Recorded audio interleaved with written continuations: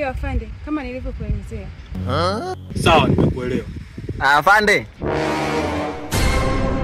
Kwanza saluti. Saluti sana afande.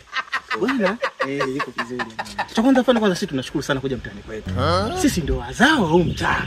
Sasa tunapotona sisi ndio wazaliwa wa mtaa.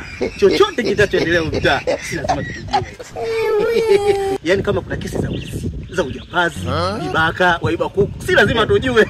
Au sio hivyo? Kama kao. Alafu nakuongezea siku. Mimi silali usiku.